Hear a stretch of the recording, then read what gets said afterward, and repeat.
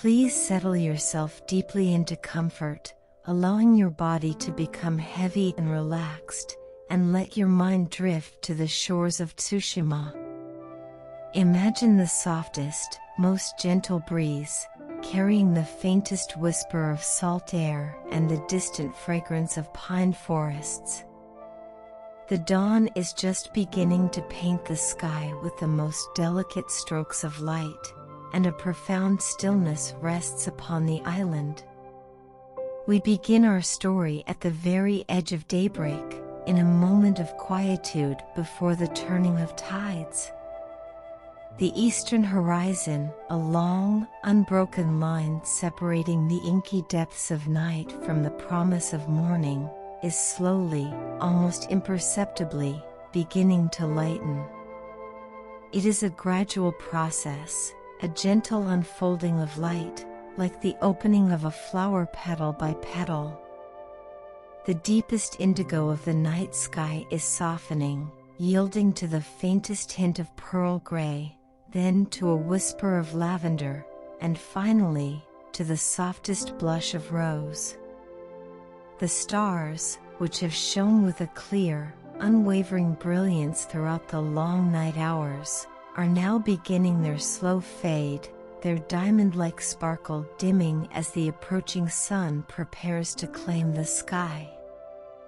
The moon, still faintly visible, hangs like a silver coin in the vast expanse, its gentle glow casting long, soft shadows that are slowly retreating with the encroaching light.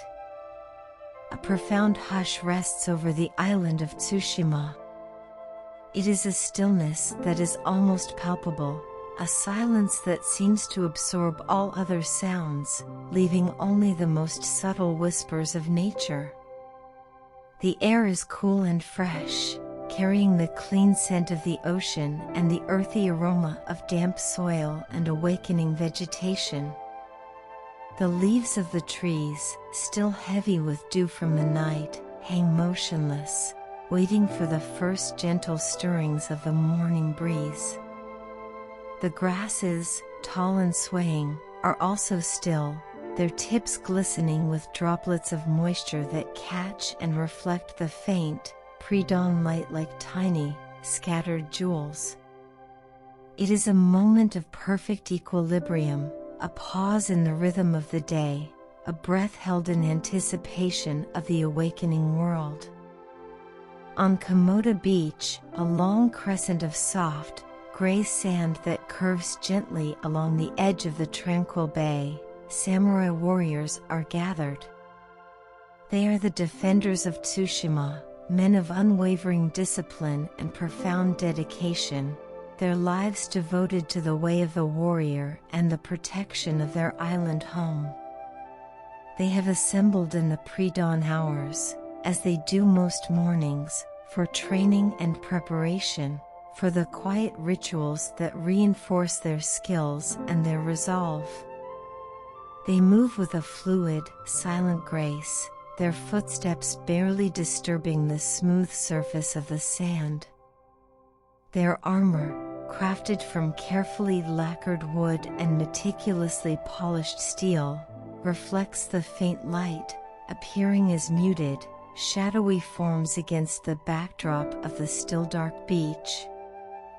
Among these assembled warriors stands Sakai, a young samurai, his countenance reflecting the quiet determination that resides deep within him. His face is calm and composed, his features softened by the diffused light of the dawn.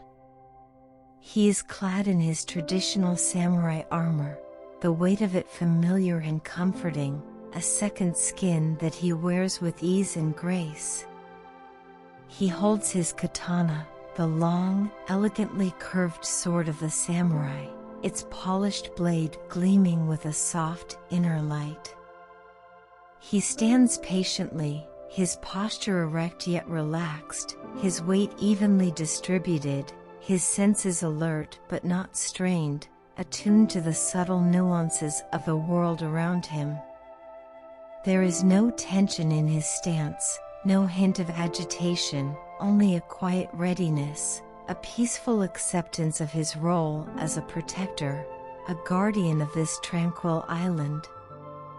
Lord Shimura, the esteemed Jito of Tsushima, and Jin's uncle, a man of profound wisdom and unwavering authority, surveys the assembled samurai. His presence commands respect, his bearing is noble and resolute. Years of service to Tsushima have etched lines of experience and wisdom onto his face, giving him an air of quiet strength and unwavering resolve. He is a figure of tradition, a pillar of the samurai code, his every movement imbued with a sense of purpose and unwavering dedication. He addresses his warriors, his voice calm and measured, yet carrying with it the weight of his authority and the warmth of his genuine care for their well-being. His words, spoken in the hushed stillness of the dawn, drift across the quiet beach, each syllable imbued with meaning, each phrase resonating with reassurance and unwavering commitment.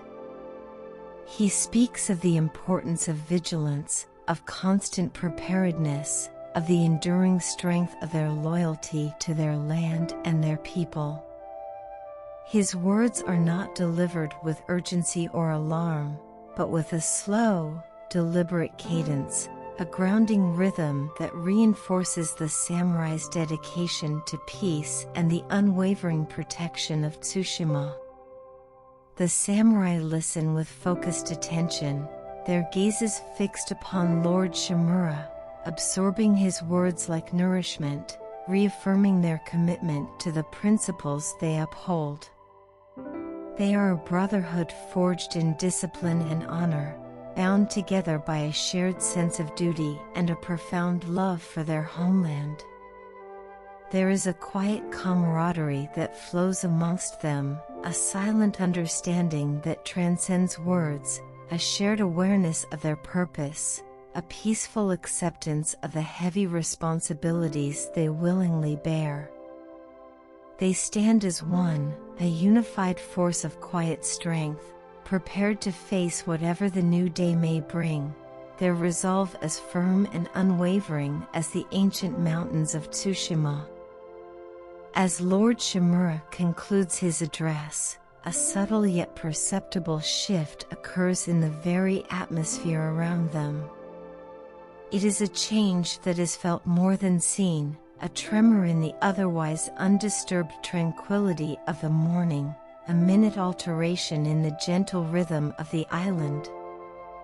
The distant horizon, previously a smooth, unbroken line of separation between sea and sky, now seems to possess a faint, almost imperceptible darkness, a subtle smudging of the nascent light, a shadow against the brightening canvas of the dawn.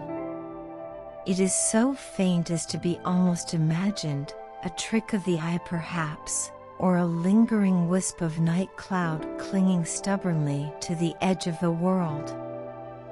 But as the moments gently unfold, as time flows forward with its steady, unhurried pace, this darkness begins to coalesce, to grow more defined, to become undeniably substantial. It is not a cloud, but a gathering, a collection of shapes slowly, gradually emerging from the pre-dawn gloom, solidifying against the lightening sky. A faint whisper of unease, subtle yet distinct, begins to stir amongst the assembled samurai, a quiet shift from peaceful anticipation to a dawning, almost hesitant apprehension. The rhythmic murmur of the waves, that constant, soothing sound, now seems to carry a slightly different inflection, a hint of a lower register, a subtle undertone of warning, a barely audible shift in its otherwise calming song. The indistinct shapes on the horizon slowly, painstakingly resolve themselves into masts and sails, dark and angular silhouettes against the soft, pastel hues of the dawn sky. They are ships, a multitude of ships, a vast and imposing fleet approaching Tsushima's shores, their numbers far exceeding anything the island has witnessed before. Mongol ships, their banners bearing unfamiliar symbols, stark and bold against the brightening sky, their intent still veiled in mystery, but their presence undeniably formidable, a silent declaration of power and potential threat. A quiet, collective realization begins to dawn upon the beach, spreading amongst the samurai like a ripple in still water, a slow, somber understanding of the approaching danger, a shift from unease to a profound, unspoken recognition of the momentous change that is about to descend upon their peaceful island, shattering its tranquility and irrevocably altering the course of their lives. The gentle peace of the dawn is now undeniably broken, the quiet anticipation replaced by a heavy sense of foreboding, the drums of fate beginning to beat on the horizon. Please take another deep, calming breath, and allow yourself to sink even deeper into relaxation. Imagine the gentle, rhythmic beat of distant drums, carried on the soft morning breeze, a sound that is both mesmerizing and faintly unsettling, as the Mongol fleet continues its slow, inexorable approach to the shores of Tsushima. The rhythmic drumming grows steadily louder, becoming a more insistent pulse in the quiet of the dawn. Thump, thump, thump. It is a deep, resonant sound, vibrating through the air, carrying across the water, a constant, unwavering rhythm that seems to synchronize with the very heartbeat of the island. It speaks of a vast and disciplined force, a power moving with purpose and determination, a relentless tide about to break upon the shores of Tsushima. The sound is not aggressive or overtly threatening, but rather possesses a quality of inevitability, a sense that events are unfolding with a slow, unstoppable momentum. As the Mongol ships draw nearer, their forms become increasingly distinct against the brightening horizon. The leading vessels, large and imposing, are now clearly visible, their dark hulls cutting through the water with a slow, deliberate pace. Their sails, vast expanses of dark cloth, billow gently in the morning breeze, propelling them forward with a quiet, unwavering power. The decks of the ships are crowded with figures, shadowy forms moving with purposeful efficiency, preparing for the landing, their actions precise and coordinated, reflecting a well-drilled and disciplined force. The banners, emblazoned with unfamiliar symbols, snap and flutter in the wind, adding a touch of stark, alien color to the soft hues of the dawn sky. They are a visual declaration of intent, a silent proclamation of the power they represent, a foreshadowing of the changes they are about to bring to the tranquil shores of Tsushima. The samurai on the beach stand firm, their line unwavering, their resolve solidifying with each beat of the approaching drums, with each closer glimpse of the formidable fleet. Lord Shimura moves slowly along the line of warriors, his presence a calming influence, his gaze steady and reassuring. He offers quiet words of encouragement, reminding them of their training, their courage, their unwavering commitment to Tsushima. His voice is calm and measured, carrying no hint of fear or anxiety, only a firm and unwavering resolve. He adjusts the position of a young samurai's armor, offers a nod of acknowledgement to another, a silent communication of trust and shared purpose. His actions are deliberate and unhurried, reinforcing the sense of order and discipline amidst the growing tension. The air on the beach is still and cool, yet a subtle shift in the atmosphere is palpable. The initial quiet anticipation has deepened into a somber resolve, a quiet acceptance of the impending conflict. The gentle murmur of the waves now seems to carry a mournful undertone, a lament for the peace that is about to be shattered, a soft sigh for the tranquility that is about to be disrupted. The scent of salt air is now mingled with a faint, almost metallic tang, a subtle premonition of the clash to come. The very sand beneath their feet seems to hold its breath, awaiting the impact of the approaching storm. The leading Mongol ships begin to slow, their momentum gradually decreasing as they approach the shallow waters near the shore. Large anchors are dropped, splashing into the water with a muffled thud, their chains rattling slowly as they unwind, securing the vessels in position. Gangplanks are lowered, extending from the decks of the ships towards the beach, forming pathways for the disembarking warriors. The movements are methodical and efficient, reflecting a well-practiced procedure, a seamless transition from seafaring force to land-based assault. Mongol warriors begin to disembark, their figures emerging from the shadows of the ships, moving with a steady, purposeful stride down the gangplanks and onto the sand. They are clad in heavy armor, their forms appearing bulky and formidable, their movements less fluid and graceful than the samurai, but possessing a different kind of power, a relentless, unwavering advance. Their helmets conceal their faces, obscuring their individual expressions, presenting a unified, impersonal force, an anonymous wave of aggression. They carry a variety of weapons, curved swords, heavy axes, and long spears, their forms unfamiliar and somewhat menacing, contrasting with the elegant simplicity of the samurai katana. The first ranks of Mongol warriors reach the beach, forming a line facing the waiting samurai. They stand silently for a moment, a tense pause before the inevitable clash, a moment of stillness before the storm breaks.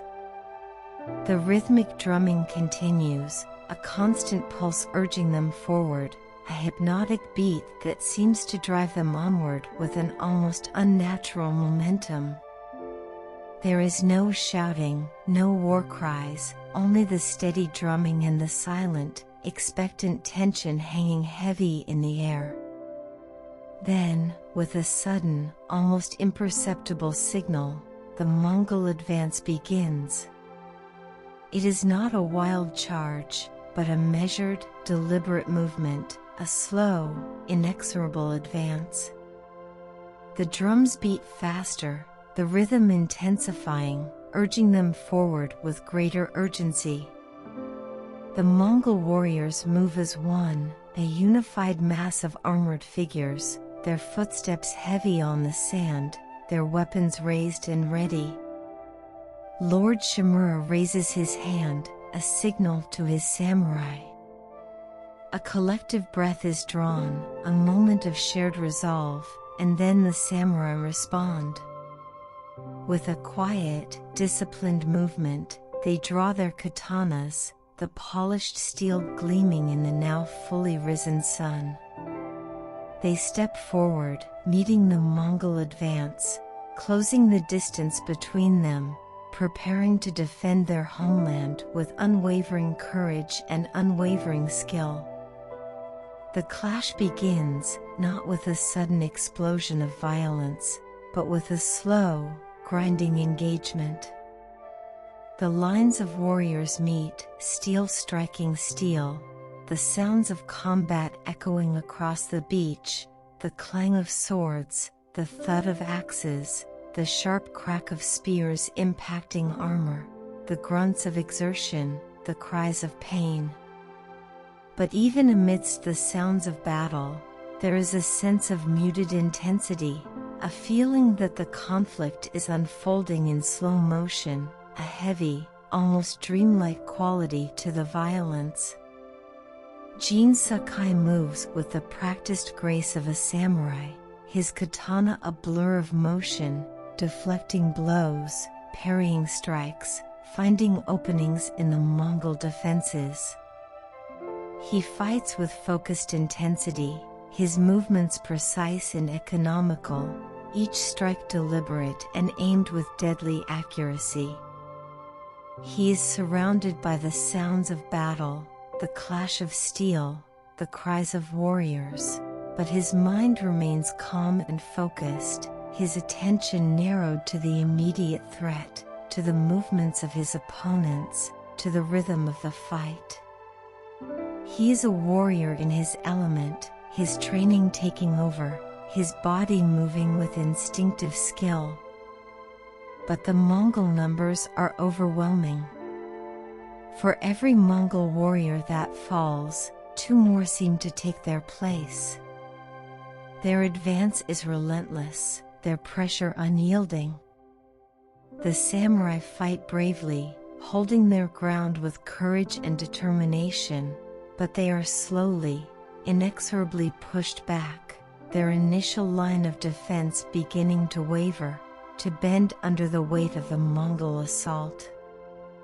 The sand beneath their feet becomes churned and stained, the peaceful beach transformed into a battlefield, the tranquil dawn shattered by the harsh realities of war. Lord Shimura fights at the forefront, his presence a beacon of strength and resolve, his katana flashing with deadly precision. He moves through the battle with a powerful grace, inspiring his samurai, rallying their spirits, urging them to stand firm, to hold the line. But even his unwavering courage and exceptional skill cannot fully stem the tide of the Mongol advance. The sheer weight of numbers, the relentless pressure of the assault, begins to take its toll, slowly eroding the samurai defense. The samurai lines begin to break in places, small gaps appearing, widening as the Mongol warriors press their advantage. The disciplined formations begin to fragment, dissolving into smaller groups, pockets of resistance fighting desperately against the overwhelming Mongol force. The beach, once a neatly ordered line of defense, becomes a chaotic scene of swirling combat, of individual struggles against a relentless tide of enemies. The rhythmic drumming continues, a constant, driving force, urging the Mongol warriors onward, fueling their relentless advance, seeming to drown out the fading cries of the defending samurai. Jin fights on, surrounded by the chaos of battle, his focus narrowing to his immediate surroundings, to the enemies directly before him. He parries a heavy axe blow, the force of the impact jarring his arm, then spins, deflecting a spear thrust, creating a momentary opening. He strikes with his katana, a swift, precise movement, and his opponent falls. But even as one enemy falls, another is immediately upon him, and another, a seemingly endless wave of Mongol warriors. He fights with a growing sense of weariness, his movements becoming slightly slower, his breath coming in heavier gasps. The sheer exhaustion of the relentless fighting begins to weigh upon him, the overwhelming numbers of the enemy pressing in from all sides. He glances around, catching glimpses of the battle unfolding around him. He sees samurai falling, their forms collapsing onto the sand, overwhelmed by the Mongol assault. He sees Lord Shimura still fighting fiercely, a whirlwind of motion amidst the chaos, but even his strength seems to be waning, his movements becoming heavier, slower. He sees the Mongol banners advancing further and further onto the beach, their alien symbols planted firmly in the sand, marking the growing Mongol dominance. A sense of despair begins to creep into his heart, a cold realization of the overwhelming odds, the seemingly inevitable outcome of this desperate battle. A sudden, sharp pain explodes in his side. He stumbles, momentarily losing his balance, a searing agony radiating through his body. He has been struck, a glancing blow, but enough to wound him, to weaken him, to momentarily disorient him. He clutches at his side, feeling the warm wetness of blood seeping through his armor. The world around him blurs, the sounds of battle fading slightly, replaced by a ringing in his ears, a growing dizziness. His legs feel weak, unsteady. He stumbles again, falling to one knee, his katana slipping from his grasp, clattering onto the sand. The Mongol warriors press in, sensing his vulnerability, their advance relentless, their numbers overwhelming. He is surrounded, cut off, his strength failing, his hope dwindling. The rhythmic drumming continues, a constant, monotonous pulse, seemingly celebrating the Mongol victory, the fall of the defenders of Tsushima. He collapses onto the sand, his body heavy and unresponsive, his vision blurring, the sounds of battle fading into a distant murmur. The last thing he sees is the advancing line of Mongol warriors, their dark, armored forms looming over him, their banners snapping in the wind, their drums beating their relentless rhythm. Darkness begins to creep in at the edges of his vision, a soft, enveloping blackness, a surrender to the overwhelming tide. He falls into unconsciousness, his body sinking into the cool sand of Komoda Beach, the waves washing gently around him, indifferent to the battle, to the loss, to the shattering of peace on the shores of Tsushima.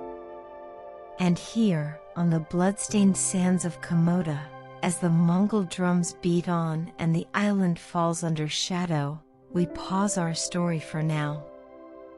Rest peacefully, and let the image of the waves washing over the fallen samurai on the beach lull you into a deep and dreamless sleep. The story will continue when you are ready.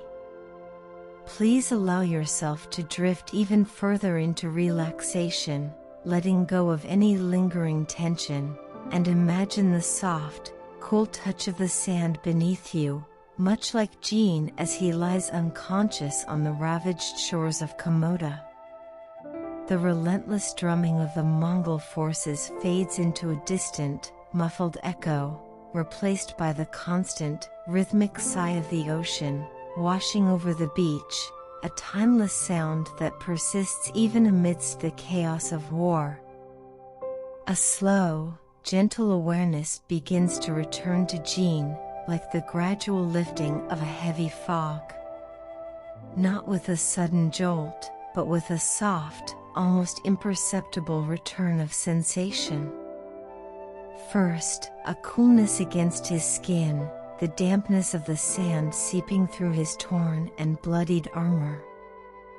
Then, the faint, rhythmic sound of the waves, a constant, soothing presence that slowly begins to penetrate the fog of unconsciousness. There is no sharp pain, no sudden awakening, only a gradual return to the senses, a gentle drifting back from the void. He lies still for a long time, his body heavy and unresponsive, his mind slowly piecing together fragments of memory, the clash of steel, the relentless Mongol advance, the searing pain in his side, the overwhelming sense of defeat. The images are fragmented and indistinct, like shadows moving in the periphery of his awareness, not yet fully formed, not yet fully understood. He is suspended in a liminal space, between unconsciousness and wakefulness, between the nightmare of battle and the harsh reality of its aftermath. Slowly, painstakingly, he begins to regain a sense of his physical form. He feels the weight of his armor pressing down on him, the stiffness of his limbs, the dull ache that pervades his body. He attempts to move a finger, then another, small, tentative movements that require a considerable effort of will. He feels a faint tremor in his hand, a sign of returning life, a spark of resilience flickering within the depths of his exhaustion. With immense effort, he opens his eyes. His vision is blurred, the world appearing as a hazy, indistinct landscape of muted colors and soft shadows. He blinks slowly, repeatedly, attempting to clear his vision, to bring the world into sharper focus. Gradually, the blurriness recedes, and shapes begin to resolve themselves, forming into recognizable objects. He sees the gray sand stretching out around him, churned and disturbed, littered with debris of battle, broken weapons, scattered armor, discarded banners. The beach, once pristine and peaceful, is now scarred and ravaged, a testament to the brutal conflict that has taken place. The morning sun, now higher in the sky, casts a soft, diffused light over the scene, illuminating the devastation with a gentle, almost melancholic glow. He turns his head slowly, his neck stiff and sore, his movements restricted and painful. His gaze drifts across the battlefield, taking in the full extent of the destruction. He sees the fallen, samurai and Mongol alike, their bodies scattered across the sand, still and silent in the aftermath of the fighting.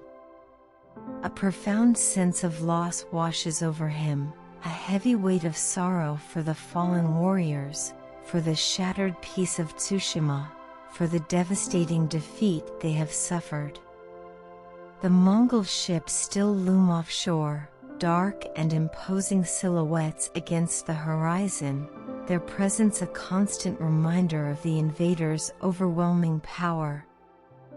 The rhythmic drumming has ceased, replaced by a different sound, a low, rumbling murmur that carries across the water, the sounds of activity on the ships, the movements of the Mongol forces consolidating their victory, preparing to solidify their hold on Tsushima.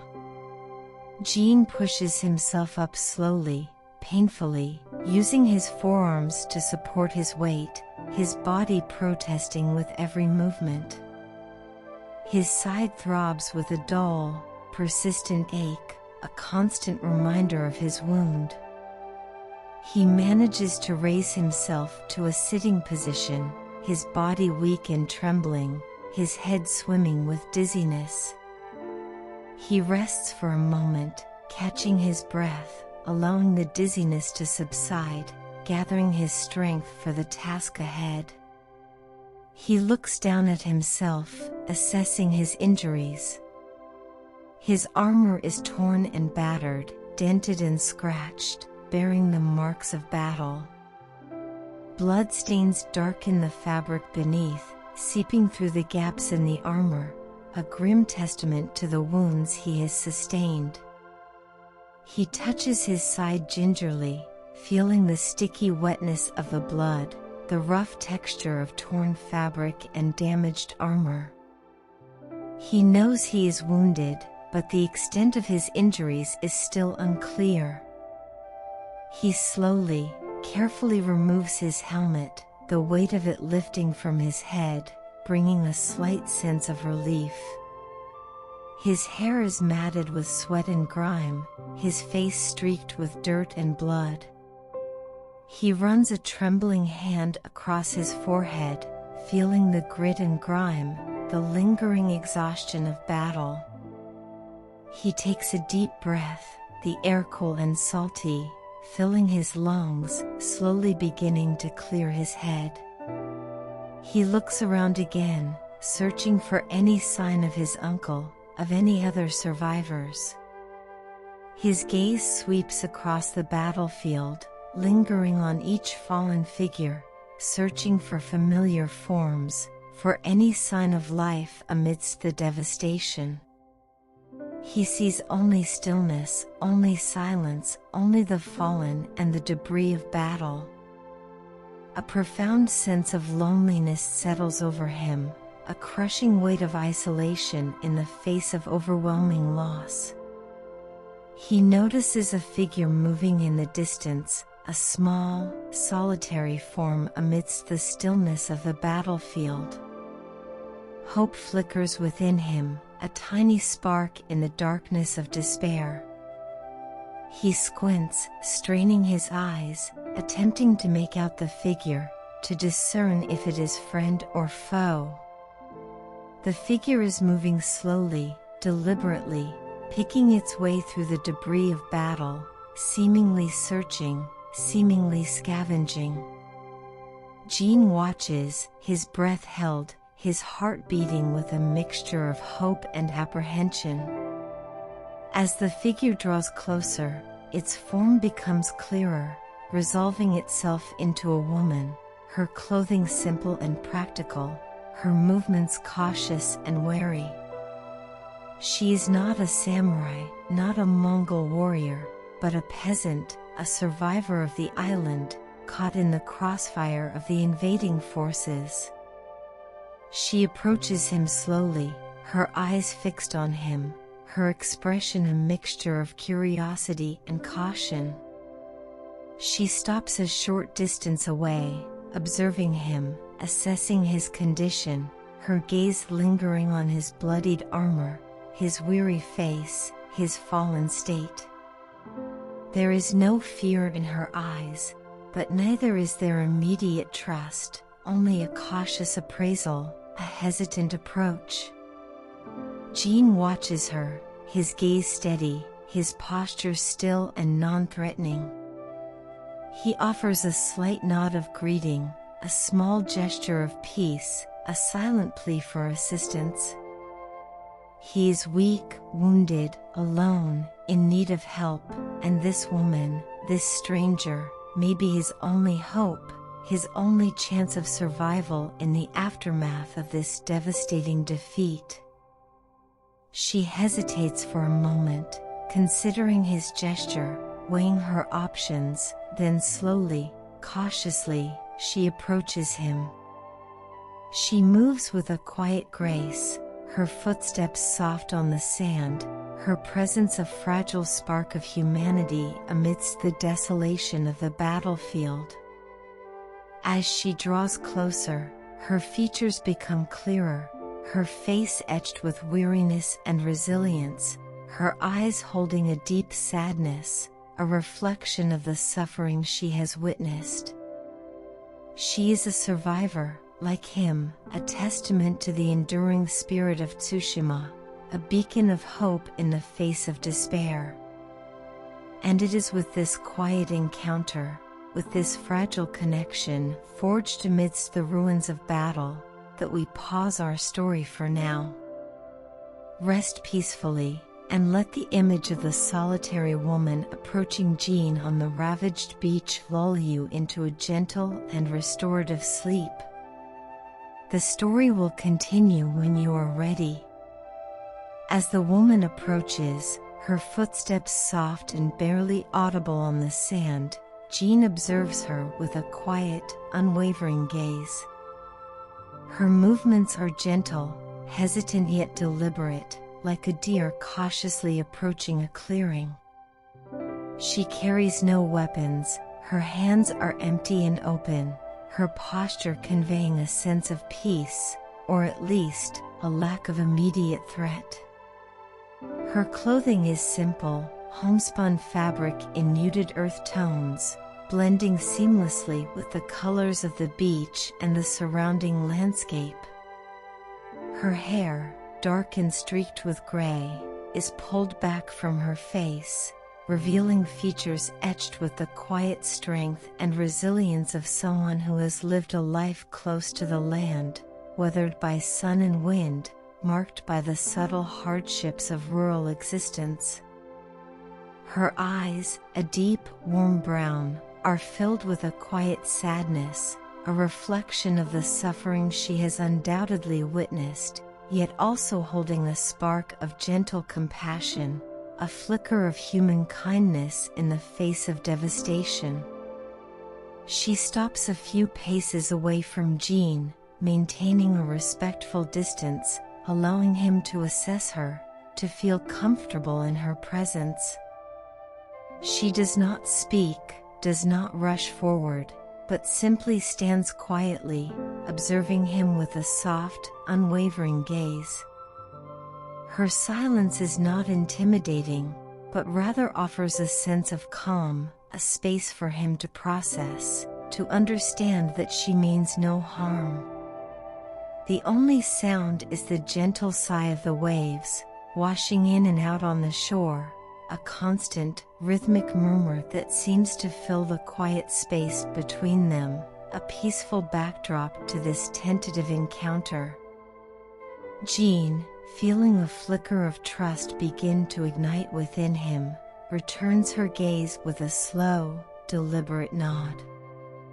It is a small movement, barely perceptible, but it is a gesture of acknowledgement, a silent acceptance of her presence, a subtle invitation for her to approach further. He sees a faint softening in her expression, a subtle easing of the cautiousness in her eyes, a sign that his gesture has been understood, that a fragile bridge of communication is beginning to form between them. Slowly, tentatively, she takes another step closer, then another, her movements measured and unhurried, allowing Jean to adjust to her approach, to feel safe and unthreatened. She reaches into a small pouch at her belt, her movements slow and deliberate, ensuring that he can see every action, understand her intent. She withdraws a piece of soft cloth, clean and white, and a small clay jar, its contents unseen but implied to be something soothing, something helpful. She extends these offerings towards him, holding them out in her open hands, a silent offering of aid, a gesture of gentle compassion. Jean, understanding her intent, feels a wave of gratitude wash over him, a warm sensation amidst the cold despair of defeat. He reaches out a trembling hand, his movements slow and weak, and accepts the cloth and the jar. His fingers brush against hers, a brief, fleeting touch, a silent exchange of human connection in the aftermath of violence. Her hand is warm and calloused, the hand of someone accustomed to hard work, to the simple realities of life, a hand offering comfort and solace in a time of need. She gestures gently towards his wound, her eyes filled with concern, a silent question asking if she can help. Jean nods slowly, acknowledging his injury, accepting her offer of assistance. With a quiet, almost reverent care, she kneels beside him, her movements fluid and graceful despite her age and weariness. She opens the clay jar, revealing a pale, soothing ointment, its scent faint and herbal, carrying a hint of calming fragrances. She gently applies the ointment to the cloth, her touch light and delicate, then carefully begins to cleanse the area around his wound, her movements slow and methodical, minimizing any further pain or discomfort. As she tends to his wound, she speaks for the first time, her voice soft and low, like the gentle rustling of leaves in a summer breeze. Her words are in the local tongue, a dialect familiar to Jean, yet spoken with a gentle cadence, a soothing rhythm that is both comforting and reassuring. She asks him his name, her tone respectful and kind, not demanding or intrusive, but simply seeking to understand, to connect with him as a fellow human being, not just a wounded warrior on a battlefield. Jean responds, his voice hoarse and weak, barely a whisper, but audible enough for her to hear. He tells her his name, Jean Sakai, the words heavy with fatigue and sorrow, yet carrying a quiet dignity, a remnant of his samurai bearing even in his weakened state. She repeats his name softly, respectfully, Jean Sakai, as if committing it to memory, acknowledging his identity, recognizing him as an individual, not just a casualty of war. She tells him her name is Yuna, a simple name, a common name, yet spoken with a quiet sincerity that makes it feel significant, meaningful in this moment of fragile connection. Yuna continues to tend to his wound with gentle care, her movements precise and efficient, her touch soothing and comforting. The ointment she applies is cool and calming, bringing a measure of relief to the burning ache in his side. As she works, she speaks softly, sharing simple words of comfort and reassurance, speaking of the need to rest, to heal, to find safety away from this ravaged beach. Her voice is like a gentle balm, soothing his spirit as her ointment soothes his body, offering a flicker of hope amidst the overwhelming despair. Once she has finished tending to his wound, she helps him to his feet, her strength surprising despite her slender frame. She supports his weight, her arm around his waist, offering him stability and assistance as he slowly, painfully rises to stand. His legs are weak and unsteady, his body trembling with exhaustion and pain, but with her support, he manages to remain upright, to take his first tentative steps away from the battlefield. They move slowly, deliberately, Yuna guiding him gently, leading him away from the carnage of Komoda Beach, towards the shelter of the inland forests. Each step is an effort, each movement a reminder of his weakened state, but with Yuna's unwavering support and gentle encouragement, he continues to move forward, putting distance between himself and the devastation he is leaving behind. The landscape gradually changes as they move inland. The open expanse of the beach gives way to rolling dunes, then to patches of sparse vegetation, and finally, to the welcome shade of pine trees, their needles soft underfoot, their scent fresh and invigorating. The sounds of the battlefield fade behind them, replaced by the gentle rustling of leaves in the breeze, the chirping of birds beginning to return to the tranquil forests, the soft murmur of nature reclaiming its domain. Yuna leads him to a small, secluded clearing nestled amongst the trees, a hidden sanctuary away from the open beach, a place of quiet refuge. In the center of the clearing is a small, simple dwelling, constructed from rough-hewn logs and thatched with dried grasses, blending seamlessly with the natural surroundings, almost invisible amidst the trees. It is a humble shelter, a place of simple living, yet offering warmth, protection, and a sense of quiet peace. She guides him towards the dwelling, leading him inside, into the cool, dim interior.